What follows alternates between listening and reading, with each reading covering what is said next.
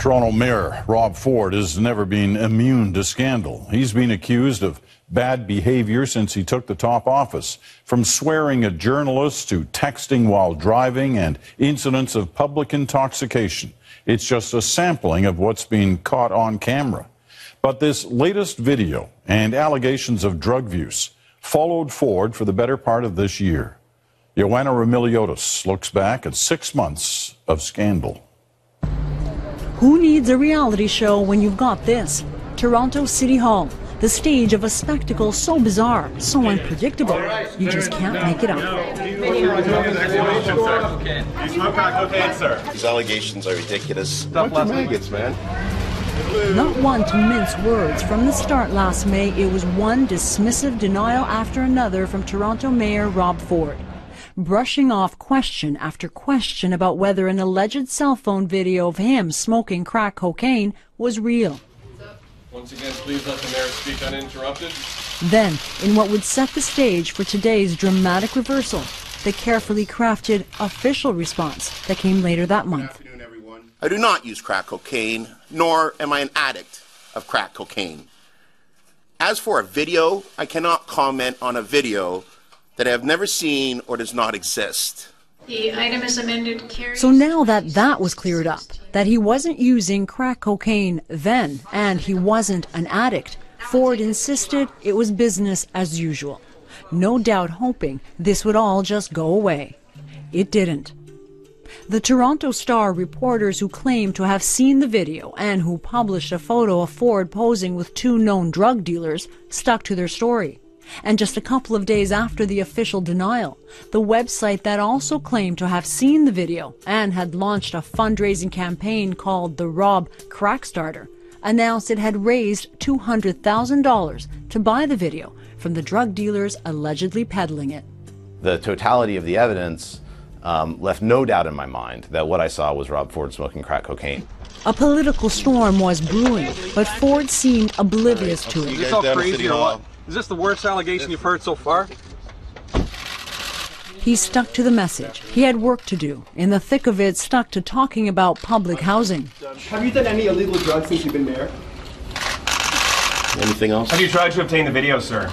Anything else? Any reaction over your latest comments today? Respectful to ignore such allegations, sir. The mayor is my brother. I love him. Leaving his supporters, namely his brother, Councillor Doug Ford, to come out swinging.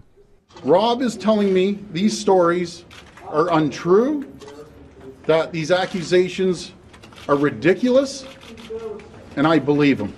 To add to the sordid mess, Doug Ford found himself dealing with his own scandal after newspaper reports claimed he was a hash dealer in the 80s. I was not a dealer of hashish in the 1980s. That was the story, and boy, were they sticking to it. Ford tried to keep a low profile, hosting an open house at his office, and he tried to keep on working. What's your relationship to all I know is we got good news today. There's $65 million in savings. Riding on the populist support that refused to abandon him. But signs of defection in Ford Nation were clear. Why are you leaving? Why are you resigning, Mark? One after another, some of the mayor's top aides left or were shown the door, some after advising Ford to step aside. You are no longer the chief of staff. The mayor and I spoke about it this afternoon. Have you urged the mayor to seek help? My advice for the mayor is confidential. And the Ford fiasco remained irresistible fodder. The mayor of Toronto, Rob Ford, is in spotlight right now because it's rumored that there's a video of him smoking crack. Photos can easily be altered, but videos, that's some James Cameron. From the late-night talk show circuit to rap parodies, it seemed no one could believe this story was for real. But the man dubbed the Teflon Mayor refused to budge. Good guy, man. He's solid, man. Despite being caught on camera looking intoxicated just this past summer, his approval rating among voters remained high. And when the alleged crack video never surfaced, it seemed that would simply fade away. Instead, it exploded all over again. The bombshell came from Toronto's chief of police. After months of surveillance, police announced they had found the video. That file contains video images which appear to be those images which were previously reported in the press. And had also charged Ford's former driver, Alessandro Lisi, with extortion for his reported attempts to get the video from the drug dealers trying to sell it. What's your relationship with the mayor? Is he your friend? I'm disappointed. I know this is a traumatic issue for the citizens of this city and for the reputation of this city, and that concerns me. Ford still refused to own up to anything. I wish I could come out and defend myself. Unfortunately, I can't because it's before the courts. What, can you tell Can you get off my property, please? Can you get off my But pressure for the mayor to step aside continued to mount. There was an emergency summit between Ford and his advisors over the weekend. Get off my property! Leaving! And the brothers took to the airwaves on their weekly Sunday radio show, apologizing, not for the crack video, but other video that had caught Ford appearing drunk in public not once but twice, including on St. Patrick's Day, when he staggered into City Hall in the middle of the night. All I can do is ask for forgiveness and move on. Remorseful to a point and consistently aggressive. Over the next 2 days, challenging the police chief to release the crack video and lashing out at him for politicizing the case. The police chief believes he's the judge, the jury, and the executioner.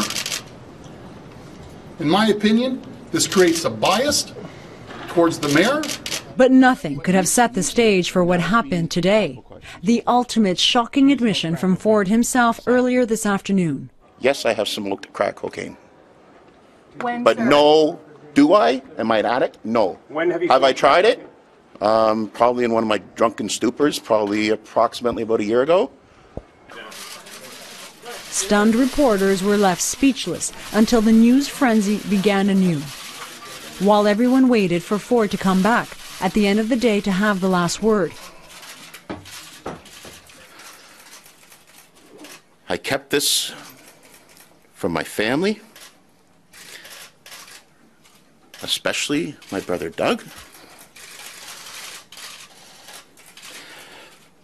my staff, my council colleagues, because I was embarrassed and ashamed. He's very sorry, he says. It happened once, it won't ever happen again. That's a promise. So is the unspoken one that came with it.